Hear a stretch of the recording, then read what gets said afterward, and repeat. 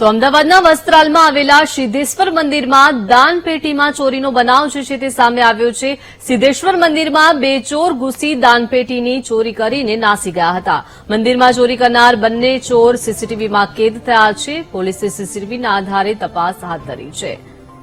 વધુ માહિતી મેળવી સંવાદદાતા અનિતા પાસેથી। અનિતા, અમદાવાદના વસ્ત્રાલમાં મંદિરમાં ચોરીની આ ઘટના બની છે, શું વિગત?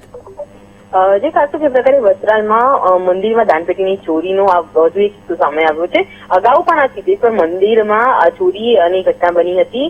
2023માં બનેલી ઘટનાને લઈને હજુ પોલીસ તપાસ કરી રહી હતી, ત્યારે વધુ એક વખત જ્યારે દાનપેટીની ચોરીની ઘટના સામે આવતા લોકોમાં ખૂબ જ રોષ જોવા મળ્યો હતો, જેમાં દાનપેટીની ચોરી કરતા સીસીટીવી ફૂટેજમાં ચોર ટોળકી કેદ થઈ હતી। બે ચોર જે દાનપેટીમાં ચોરી કરતા નજરે પડી રહ્યા છે, પરંતુ હજુ સુધી રામોલ પોલીસ દ્વારા આ ચોરને પકડવામાં નહીં આવતા જે સ્થાનિક લોકોમાં રોષ જોવા મળી રહ્યો હતો। સ્થાનિક લોકો દ્વારા પણ આ ચોરને પકડવા માટેના પ્રયત્નો કરવામાં આવ્યા, પરંતુ તેમ છતાં બી કોઈ સફળતા નહીં મળતા અંતે આજે સ્થાનિક લોકો દ્વારા જ્યારે બીજી વખત ચોરીની ઘટના બની તો તેને લઈને રામોલ પોલીસ સ્ટેશનમાં અજાણ્યા ચોરીસમો વિરુદ્ધ ગુનો દાખલ કર્યો છે।